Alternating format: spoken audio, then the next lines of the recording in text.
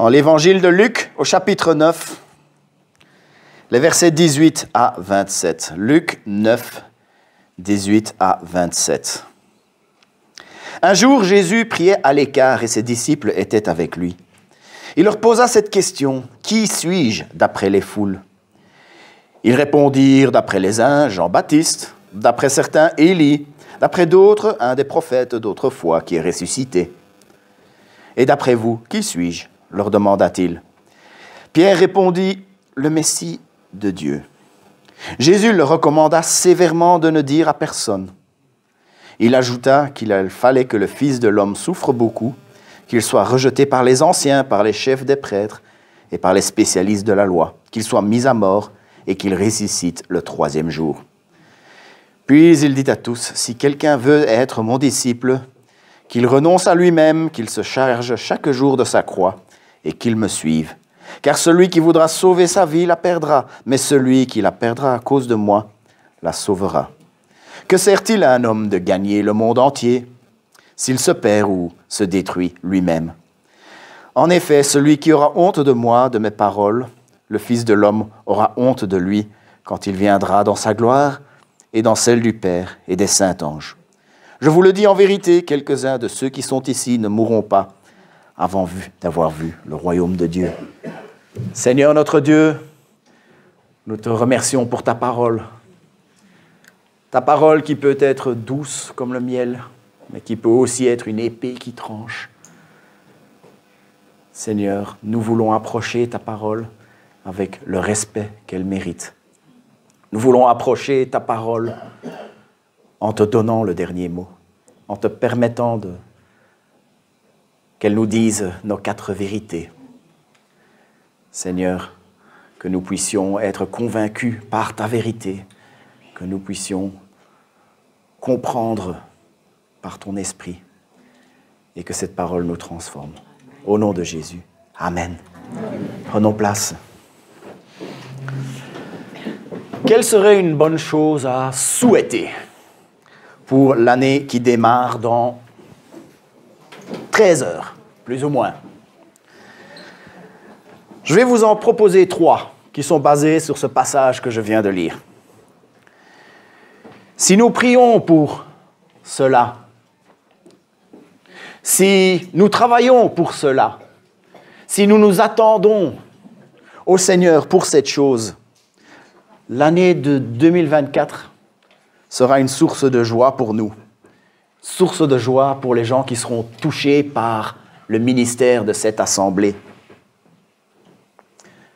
À la fin, je vais demander un engagement de votre part. Vous n'allez pas le faire publiquement, je vous rassure.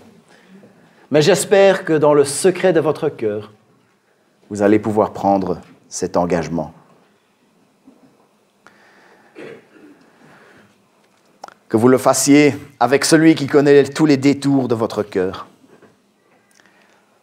J'espère que d'ici un gros quart d'heure, vous vous joindrez à moi en disant qu'en 2024, je vais prier. En 2024, je vais travailler pour une chose. En 2024, je vais m'attendre au Seigneur pour une chose. Pour être un disciple. Il y a bel et bien une différence entre être sauvé et être un disciple. Être sauvé demande, tout compte fait, très peu, puisque tout est accompli en Christ. Crois au Seigneur Jésus et tu seras sauvé. Et il y a probablement beaucoup parmi nous qui seront juste sauvés. Sauvés comme au travers du feu, comme il est dit ailleurs dans sa parole. Mais Jésus lance un appel dans Luc 9, un appel qui ne peut pas être ignoré. Nous avons la possibilité d'être ses disciples. L'Église avec un grand E, tous les chrétiens du monde a besoin de disciples qui se lèvent. L'Église a besoin de disciples qui se lèvent pour lui permettre de jouer son rôle d'ambassadeur de Christ, de pilier de la vérité, d'épouse de Christ. Jésus et ses disciples s'étaient mis un peu à l'écart pour faire une petite retraite. Ils avaient tous besoin de souffler un peu.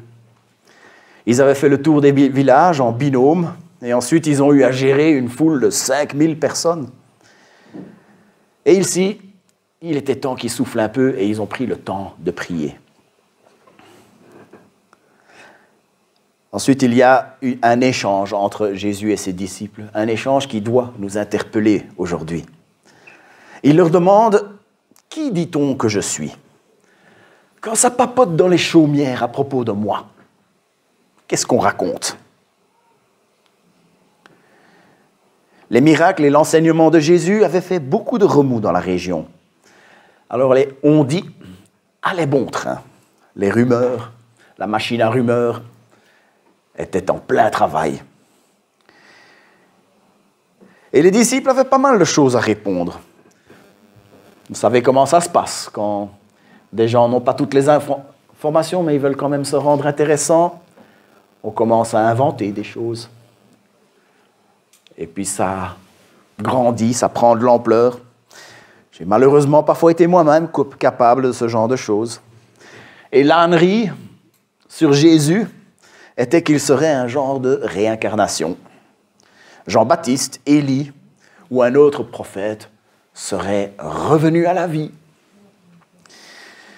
Mais on découvre tout de suite que les disciples n'avaient pas été dupés.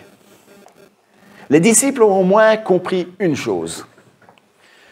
C'est toujours intéressant de voir comment dans les 4 évangiles, on voit que les disciples ont vraiment eu du mal à comprendre ce qui se passait et ce qu'ils devaient faire. Même dans ce même chapitre, un petit peu plus loin, on les voit se disputer pour qui était le plus grand. Oui, il y avait pas mal de choses qu'ils ne comprenaient pas, les disciples.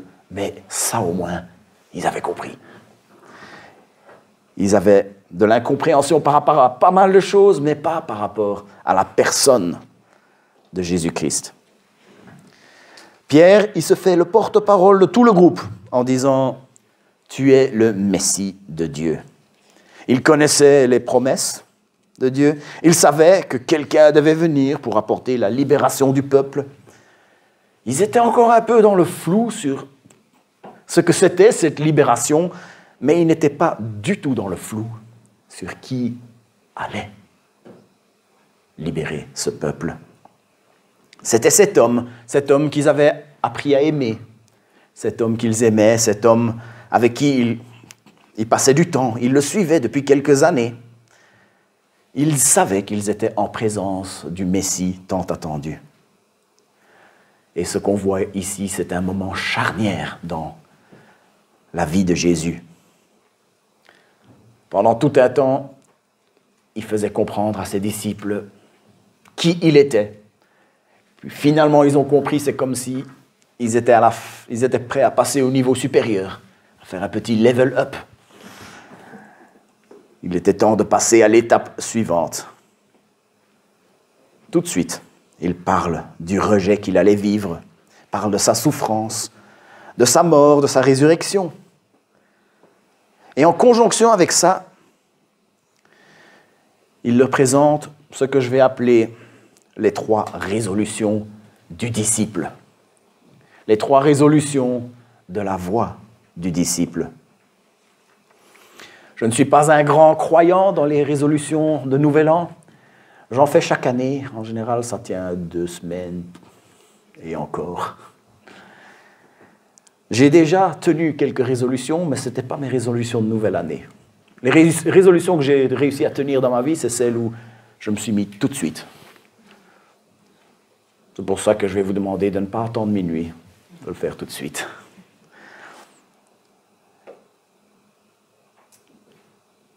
N'attendez pas minuit, mais prenez de l'avance pour ces 3 résolutions. La première résolution, renoncer à soi-même. 2e résolution, se charger de sa croix. 3e résolution, suivre Jésus. La première résolution du disciple, renoncer à soi-même. Littéralement, ça veut dire non à soi-même. Être disciple, ça va dire qu'il va falloir se priver de certaines choses. Il y a bientôt 45 ans, mai 68, il y avait une petite phrase qui était beaucoup utilisée. Il est interdit d'interdire. Et aujourd'hui, cette mentalité, elle existe encore, même si elle a pas mal évolué. La liberté individuelle, l'épanouissement personnel est devenu la priorité principale. Nous sommes encouragés à faire ce qui est bon pour soi. Anne m'a montré ce matin un message qu'une connaissance à nous, qui est coach, nous a envoyé, et c'était « L'année 2004 arrive. Décidez-vous de faire quelque chose de bon pour vous, pour votre société, pour votre business, pour votre corps, pour votre santé. » Elle n'a même pas mentionné votre famille. Nous sommes encouragés à faire ce qui est bon pour soi. Si ça te rend heureux, eh bien, je suis content pour toi. Ne laisse personne t'empêcher de faire ce qui te rend heureux. Si c'est réellement ton désir, ne te prive surtout pas. Il y a la basse volonté, la haute volonté. La basse volonté, c'est les appétits. Ah, j'ai vraiment envie de ça, j'ai vraiment envie de ça. La haute volonté, c'est la volonté qui est par rapport à la raison. Ce qui est raisonnable de faire. Et aujourd'hui, on a l'impression que le monde est en train de nous dire « tous les appétits sont bons, allez-y, foncez ». Mais tout ça, ce sont les mensonges du diable. Tout ça, c'est la voie du monde. La voie de Christ, c'est carrément le contraire. La voie du disciple, c'est de renoncer à soi-même. Il y a ce poste que je pourrais briguer. Si je l'ai, j'aurai plus d'argent, je pourrais m'acheter plein de choses. Je serai plus respecté, les gens vont m'admirer. Je vais avoir plus d'attention. Peut-être que ma relation avec Jésus va en souffrir, parce qu'il va prendre tout mon temps, il va m'obliger à faire des choses pas trop honnêtes. Parfois, dans les postes élevés, Dieu veut qu'on y soit, mais la voie du disciple, c'est de dire non, si Dieu nous demande de dire non. Il y a ces soirées où je vais pouvoir me détendre devant la télé. On veut ça 7 jours sur 7. On pourrait aussi prendre ce temps pour aider un frère, ou faire quelque chose qui fera du bien à l'assemblée. La voie du disciple, c'est de pouvoir dire « j'ai vraiment envie d'avoir cette soirée chill, j'ai vraiment envie de pouvoir m'allonger, mais je vais y renoncer pour le bien du royaume de Dieu. » C'est un sacrifice que certaines personnes font. Et c'est un sacrifice qu'il ne faut surtout pas dénigrer. Si on est attiré sexuellement vers quelqu'un du même sexe ou quelqu'un qui n'est pas son conjoint, la voie du monde, c'est de dire « vas-y, tant que tu fais du mal à personne. » Personne n'a le droit de te l'interdire. La voie du disciple, c'est de pouvoir dire non à soi-même. C'est un sacrifice que certaines personnes font, un sacrifice qu'il ne faut surtout pas dénigrer. Première, renoncer à soi-même. Deuxième résolution du disciple, se charger de sa croix. Là, on va encore plus loin. La croix, c'est quelque chose de très habituel. J'en ai une belle derrière moi. Combien de personnes ont des bijoux en forme de croix? Combien sont en train de les porter maintenant? Est-ce qu'il y en a? Il y en a quelques-uns, c'est très bien. Combien en ont à la maison? Il y en a aussi. Il y a des bijoux en forme de croix. Parfois, des gens font il y a des belles croix.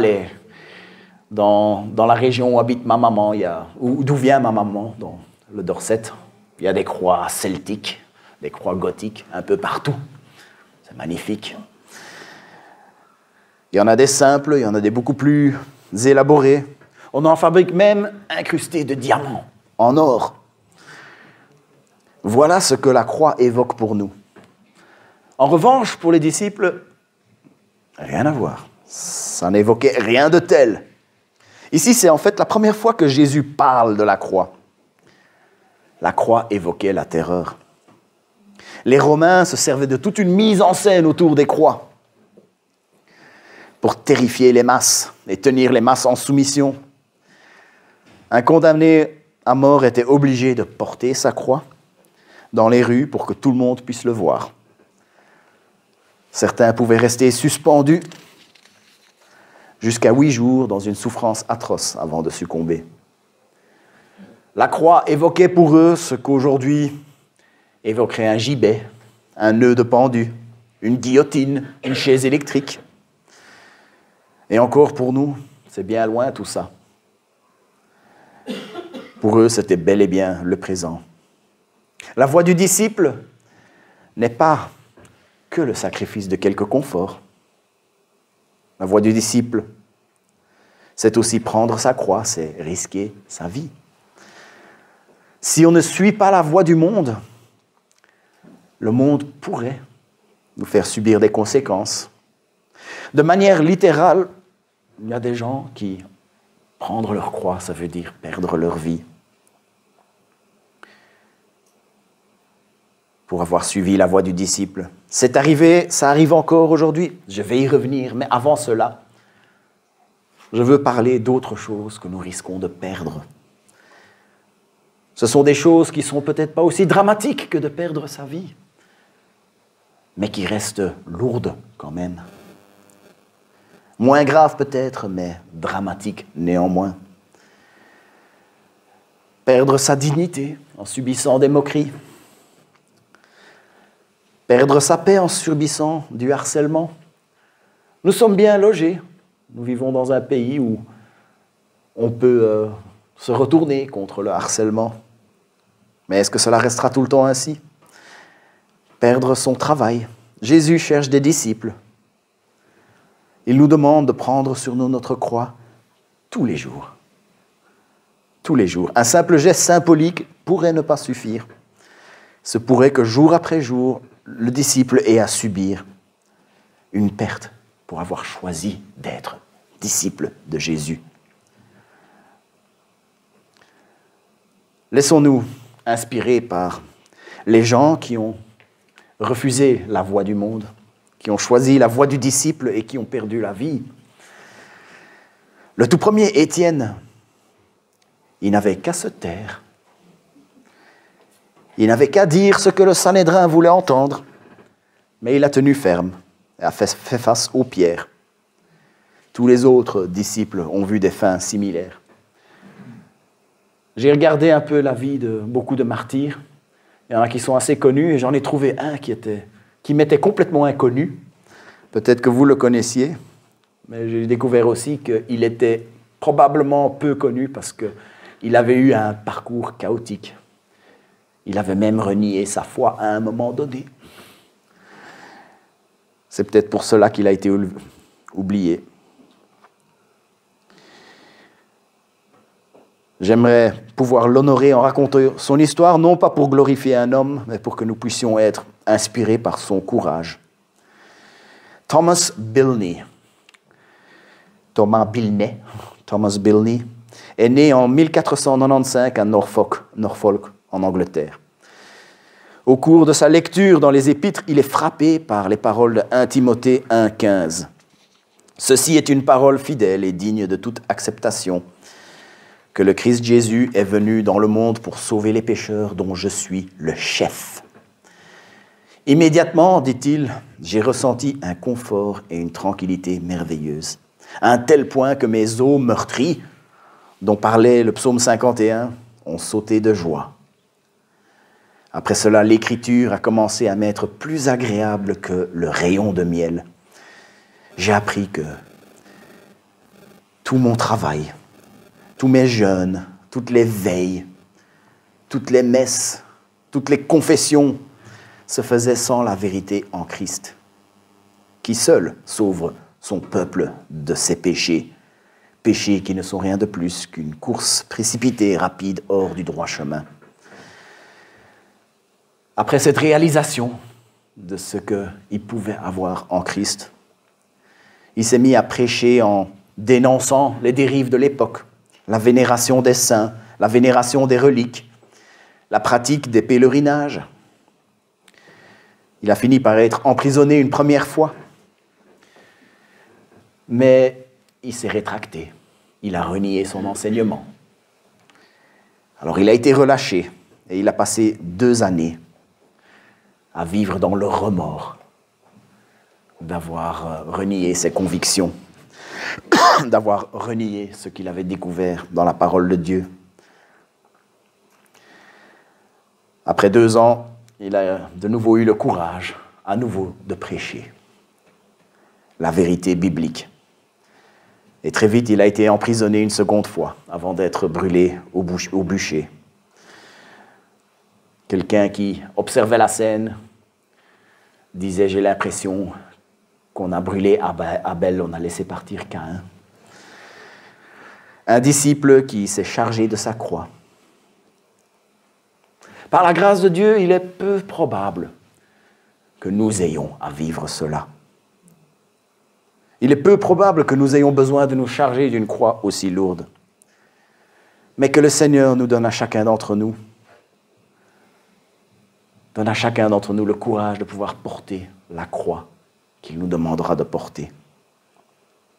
Prenons la résolution de choisir la voie du disciple, quoi qu'il en coûte, et comptons sur sa force.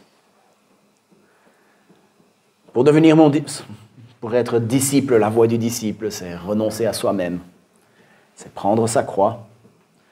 3e résolution, suivre Jésus. Suivre Jésus, ça veut dire que Jésus, il est tout pour moi.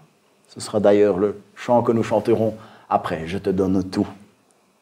Suivre Jésus, ça veut dire qu'il est tout pour moi. Jésus n'a pas mâché ses mots quand il parlait de cela. Celui qui aime son père et sa mère plus que moi n'est pas digne de moi, et celui qui aime son fils et sa fille plus que moi n'est pas digne de moi. Suivre Jésus, ça veut dire que lui, il est mon numéro 1. Il est mon number 1. Ma famille, mes amis, mes hobbies, mes petits plaisirs, mes grands plaisirs. Je m'occuperai de vous une fois que j'aurai suivi Jésus, une fois que j'aurai obéi à Jésus. Dans sa grâce, souvent, Jésus te dit, ce que je veux que tu fasses, c'est que tu t'occupes de ta famille. Mais c'est Jésus qui est numéro 1.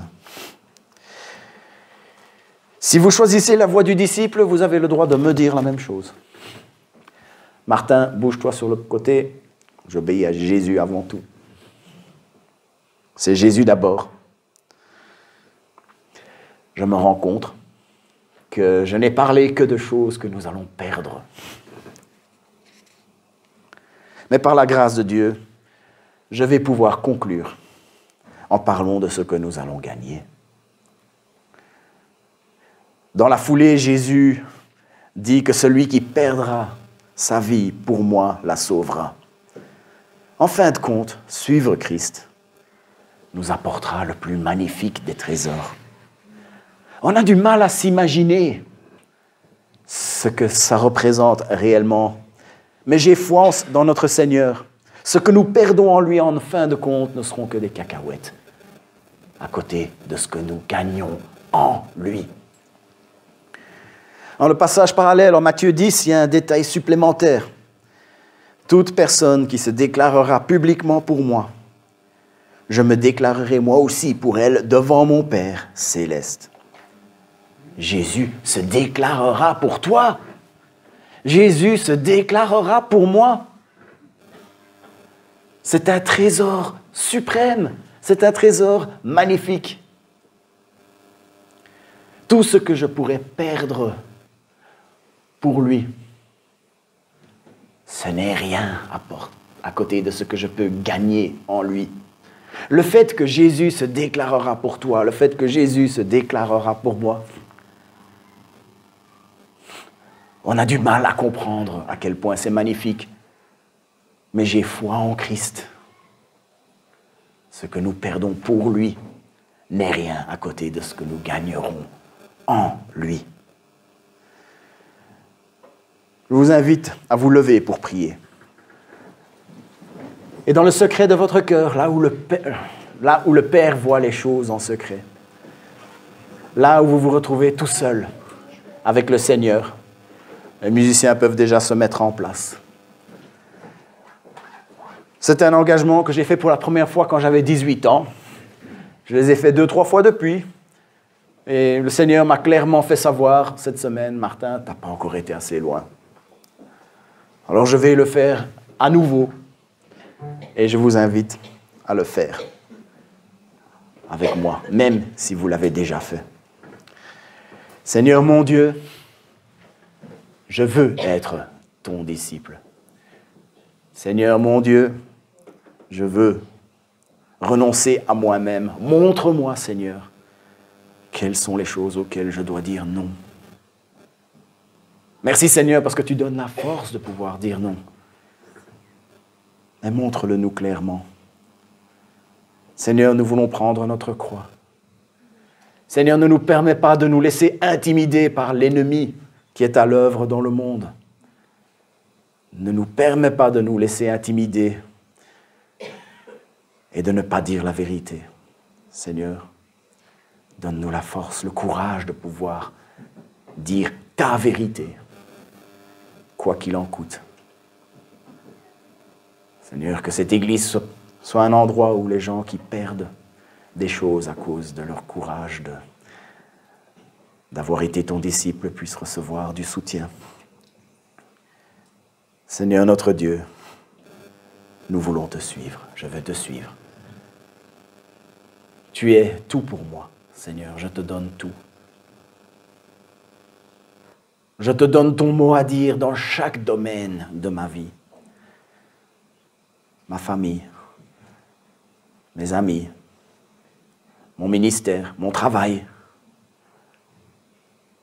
mes hobbies, mes petits plaisirs, mes grands plaisirs. Seigneur, je te donne ton mot à dire et je te suis.